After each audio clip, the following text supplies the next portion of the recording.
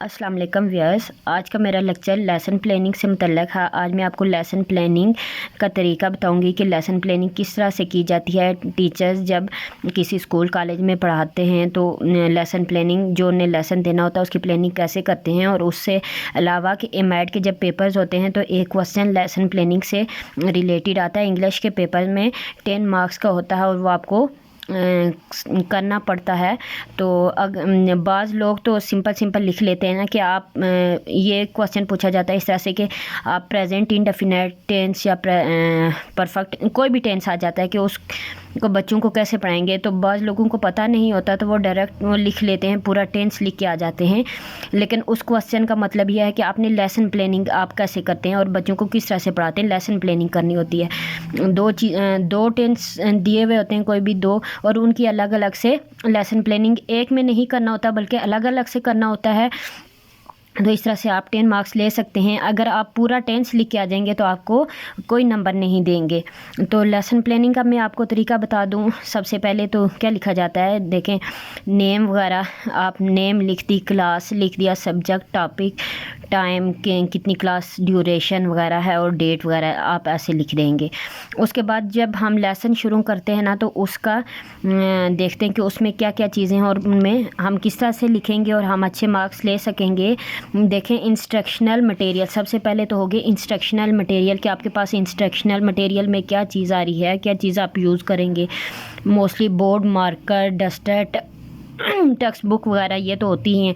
इसके अलावा अगर आप कोई चीज़ यूज़ कर रहे हैं तो वो भी आप लिख सकते हैं। फिर दूसरा, पहला तो ये हो गया इंस्ट्रक्शनल मटेरियल, दूसरा हो गया इंस्ट्रक्शनल ऑब्जेक्टिव। अब देखें इंस्ट्रक्शनल ऑब्जेक्टिव में दो तरह के ऑब्जेक्टिव आ जाते हैं। एक आपके पास जनरल ऑब्जेक्टिव होते हैं और दूसरे स्पेसिफिक ऑब्जेक्टिव होते हैं। अब जनरल ऑब्जेक्टिव में आप कोई 2-3 ऑब्जेक्टिव लिख देते हैं कि आप इस यानी लेक्चर के ज़रिए स्टूडेंट से क्या चीज़ हासिल करना चाहते हैं या क्या चीज़ इम्प्रूव करना चाहते हैं स्टूडेंट में। ये जनरल टाइप की होती है। और दूसरा स्पेसिफिक के मेन चीज़ क्या है जो आप स्टूडेंट से तवक्को करते हैं कि वो सीखें, या स्टूडेंट के लिए क्या फोकस किस चीज़ पे है, आपका लेक्चर का फोकस किस चीज़ पे है, वो स्पेसिफिक ऑब्जेक्टिव में आ जाते हैं। अब देखें मैंने कुछ लिखे हैं, इस तरह से आप अपने टॉपिक से रिलेटेड कोई भी ऑब्जेक्टिव ले सकते हैं। अब जनरल ऑब्जेक्टिव में देखें मैंने क्या लिखा है। एक ऑब्जेक्टिव लिखा है कि टू डेवलप लैंग्वेज स्किल, यानी हम स्टूडेंट में लैंग्वेज स्किल डेवलप में करना चाहती हूँ। उसके बाद to improve listening and speaking skill, student की लिसनिंग और स्पीकिंग स्किल को इम्प्रूव करना चाहती हूँ इस लेक्चर के ज़रिए। फिर to enable the students to know about tense, यानी मैं इस काबिल स्टूडेंट को बनाना चाहती हूँ कि वो टेंस सीखें।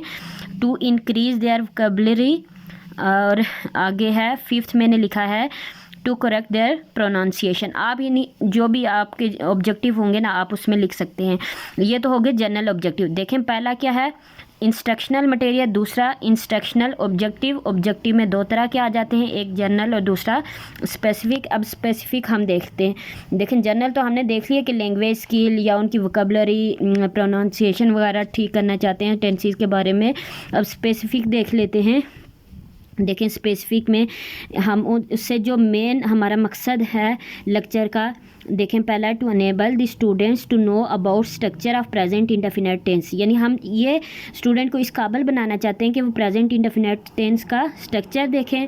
फिर उसके बाद दूसरा क्या, to enable the students to know about the classification of present indefinite tense, यानी प्रेजेंट इंडेफिनिट टेंस को कैसे क्लासीफाई किया गया है और student will be able to understand the rules of present indefinite tense. आप इस तरह के और भी बना सकते हैं जनरल ऑब्जेक्टिव। यानी मेन मकसद क्या है इसका कि प्रेजेंट इंडेफिनिट टेंस के बारे में स्टूडेंट जाने, उसका स्ट्रक्चर, उसका फार्मूला और उसके टेंसेस बनाने के बारे में वो जान सके।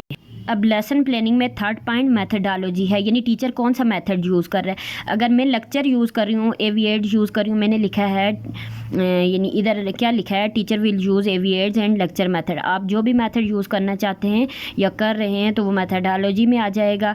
फिर उसके बाद प्रीवियस नॉलेज टेस्ट होता है। 4था पॉइंट है प्रीवियस नॉलेज टेस्ट। अब इसमें देखें मैंने एक्टिविटीज़ की फॉर्म में लिख दिया है। एक टीचर एक्टिविटी हो गई और दूसरा स्टूडेंट एक्टिविटी हो गई कि टीचर स्टूडेंट से क्वेश्चन करेगा। अभी तो उसने टॉपिक अनाउंस नहीं ना किया, वो पूछेगा how many type of tenses. अगर स्टूडेंट ने जवाब दे दिया 3, फिर वो पूछेगा tell me the first type of tense. इसका भी अगर स्टूडेंट जवाब दे देते हैं प्रेजेंट इंडेफिनिट टेंस। फिर टीचर क्वेश्चन कर रहा है do you know about present indefinite tense. तो स्टूडेंट आगे जवाब कोई रिस्पांस नहीं आ रहा ना, क्योंकि अभी तो उसने प्रेजेंट इंडेफिनिट टेंस पढ़ाया ही नहीं ना, तो कोई रिस्पांस नहीं आएगा। अब इसके बाद टीचर क्या करेगा, अनाउंस दी टॉपिक, टॉपिक की अनाउंसमेंट करेगा कि हमारा आज का टॉपिक क्या है, प्रेजेंट इंडेफिनिट टेंस। ये 5वां पॉइंट हो गया। फिर उसके बाद 6 है एक्सप्लेनेशन। एक्सप्लेनेशन में देखें क्या चीज़ आ जाएगी, प्रेजेंट इंडेफिनिट टेंस के बारे में। वो उसके आपके पास फार्मूलाज बताएगा, टेंसेस बताएगा, पहचान वगैरह। उसके बाद उसमें हेल्पिंग वर्ब जो यूज़ हो रहे हैं, negative, simple tense, interrogative, negative, उन सबको एक्सप्लेन करेगा। ठीक है, ये चीज़ अगर आपने प्रेजेंट इंडेफिनिट टेंस देखना है तो मेरा पहला एक लेक्चर देख सकते हैं आप, उसमें मैंने सब एक्सप्लेन किया हुआ है टेंसेस के बारे में। तो ये हमारा एक्सप्लेनेशन में हो जाएगा। देखें 7 पे क्या दे दिया, एग्जांपल्स। एग्जांपल यानी उससे आप एग्जांपल कैसे बनाएंगे, टीचर एग्जांपल बना के बता रहा है कि ये एग्जांपल हैं कि she goes to school, she does not goes to school, does she go to school, यानी ये तीनों फॉर्म में बता रहा है। इसी तरह कुछ और भी टेंसेस ले सकते हैं आप। अच्छा देखें, एग्जांपल भी हो गई, एक्सप्लेनेशन भी हो गई। उसके बाद आ गया है 8th पॉइंट, रिकैपिचुलेशन। अब देखें रिकैपिचुलेशन क्या है, इसमें टीचर चेक करेगा स्टूडेंट की अंडरस्टैंडिंग कैसे चेक करेगा कि वो देखेगा कि वो उनसे क्वेश्चन करेगा स्टूडेंट से कि what is the structure of present indefinite tense, which form of verb is use in present indefinite tense, या डू और डज कब यूज़ होते हैं, यानी इस तरह से कि क्या स्टूडेंट्स को समझ आई है टॉपिक की या नहीं। तो ये आ गया है रिकैपिचुलेशन में आ गया है। अच्छा, जो मैंने पॉइंट आपको बताया था किस एक्सप्लेनेशन से रिलेटेड, इसमें आप इस तरह से भी कर सकते हैं कि एक्टिविटीज़ की फॉर्म में लिख सकते हैं। 2 एक्टिविटीज़ लिख दें। पहले में आप क्या बयान कर दें कि उसका यानी टेंसेस की फार्मूलाज वगैरह, और फिर उसका एक्टिविटी बना के आप उसको शो भी कर सकते हैं। जैसे ये मैंने किया है, डू और डज लिखा, ये किस में यूज़ हो रहे हैं, इसको सेकेंड एक्टिविटी यानी डिफरेंट एक्टिविटीज़ की फॉर्म में इसको आप लिख सकते हैं। शार्ट लिखना होता है क्योंकि इसमें सिर्फ आपने मेथड दिखाना होता है। फिर 9 पे आ गया होम टास्क।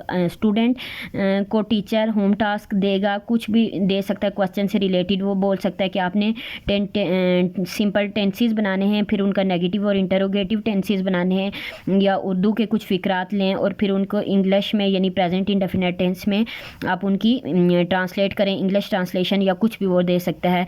उसके बाद होम टास्क के बाद समराइजेशन हो जाएगी कि at the end of lecture teacher will review about the topic, यानी पूरे टॉपिक को रिवाइज करेगा।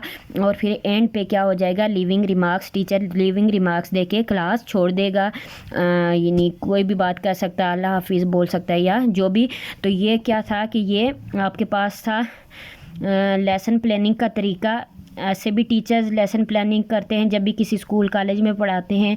उसके अलावा ये मैट के पेपर्स में मोस्टली मैंने जिस मकसद के लिए बनाया कि हम लोगों को अक्सर पता नहीं होता और हमारे मार्क्स कट जाते हैं। हम कहते हैं कि हमने क्वेश्चन तो पूरा सॉल्व कर दिया था, पूरा हमने लिखा था उसकी एक्सप्लेनेशन, और हमारे मार्क्स क्यों कट गए। तो ये वजह होती है जिस वजह से हमारे मार्क्स कटते हैं। तो इंशाल्लाह आइंदा किसी के मार्क्स नहीं कटेंगे। और अगर आपको मेरा लेक्चर पसंद आया हो तो प्लीज़ मेरी वीडियो को लाइक करें, कमेंट्स में ज़रूर बताएँ, और अगर आप मेरे चैनल पर नए हैं तो प्लीज़ सब्सक्राइब कर दें मेरे चैनल को। Thank you. अल्लाह।